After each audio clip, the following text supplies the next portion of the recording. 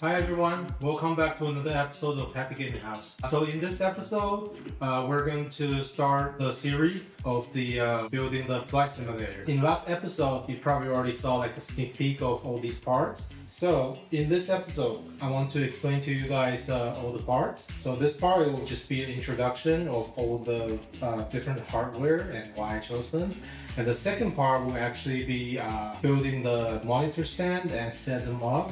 And the third episode will be building the chair itself. After that, the fourth episode will be tuning all the joysticks to the computer and all the monitors. And I'm going to play mainly with the DCS. That's the plan. It's going to be like around 5 to 6 parts, depends on how hard each part will be. In this episode, I'm going to start with why I chose these hardware, right? So this build will not be budget friendly. It's the best you can get in the market right now. For the monitors, I chose 3 27-inch monitors because these are Asus 4K monitors. I chose these because I do like 3 different monitors as the setup instead of one widescreen belt monitor. I just never really liked the curved monitor, and yeah, it just didn't work for me. So 3 monitor setup is why I chose. A lot of these parts I actually had them already, so I didn't actually buy them. For example, this, I think this is I don't know, more expensive than gold now. It's nothing really special before, but right now I think it's super expensive. It's a Samsung 2TB NVMe drive, which everyone needs. I only got 1 drive because 2TB for a flight simulator is more than enough. Well, this one I actually had it before the price went up. And for the RAM too, I pulled this from one of the editor PCs. These are 64 gig of kit, so 32 gig each. They are very expensive now as well, right? I actually put these into my my everyday computer before, but I actually didn't need 64 gig in that one, so I swapped them out and downgrade them to 32 gig, and I'm going to use the 64 gig kit for this flight simulator computer.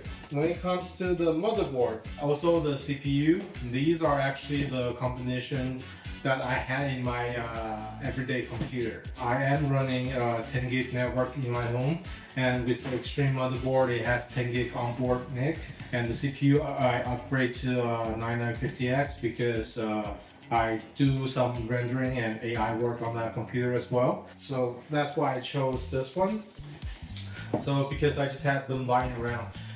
If you don't have them lying around, so I think any X870E motherboard will do, a tough, or it doesn't have to be fancy. It can even be an M80X motherboard, or even a mini ATX if that sort of thing. I mean mini IDX if that sort of thing, right? I'm never a big fan of mini PCs because I don't move them around, and I put them on the floor next to the desk, so I do have the space for them. So I'd rather have bigger cases to to have better airflow for the heat and stuff. Speaking of heat, I do have this H170i from Corsair. I got this one a few years back. It broke, so I sent it back in, get it repaired and stuff. Like I said, a lot of these parts I already had before. The only few things I bought are the power supply and the graphic card, also the monitors and the case, of course. So for the power supply, I had a Seasonic 1300 watt power supply. When I was trying to use that to test the motherboard and everything, it broke. So I just bought this Superflower 1200 watt. Some people say you have to use 1600 watt. I don't think that's the case. I'm not gonna run them full load every day. It's 90% used for flight simulators, right?